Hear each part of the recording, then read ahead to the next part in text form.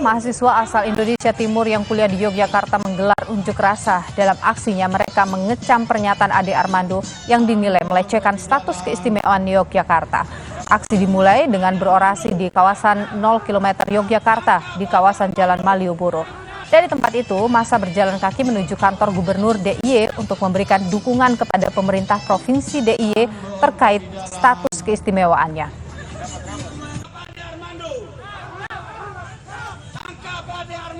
Informasi lebih lengkap soal pelaporan Ade Armando ke Polda DIY, kita sapa jurnalis Kompas TV ada Michael Aryawan. Michael, selamat petang. Jadi hari ini ada mahasiswa yang berdemo. Apa tuntutan mereka ini?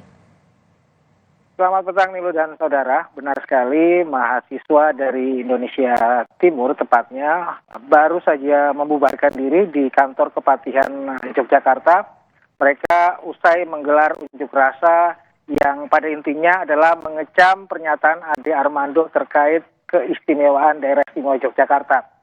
Mereka mengaku sebagai mahasiswa yang berasal dari luar Yogyakarta kemudian kuliah di tempat ini memiliki ikatan emosi dan tentu saja mereka berhak untuk melakukan unjuk rasa mengecam siapapun mereka yang telah melecehkan Undang-Undang Keistimewaan Daerah Istimewa Yogyakarta. Dan mereka tadi melakukan long march dari 0 km menuju ke kantor Kepatihan yang sedianya mereka ingin bertemu dengan Sri Sultan Hamengkubuwono ke-10, namun karena di waktu bersamaan Sri Sultan memiliki agenda lain sehingga terpaksa diwakilkan oleh pihak lain dan tadi sudah diterima sehingga mereka kemudian menyatakan pernyataan sikap bahwa ada 2 poin.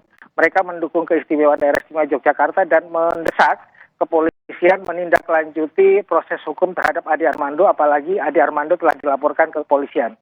Nilo. Baik, terima kasih Michael Aryawan, jurnalis Kompas TV atas informasi Anda langsung dari Yogyakarta.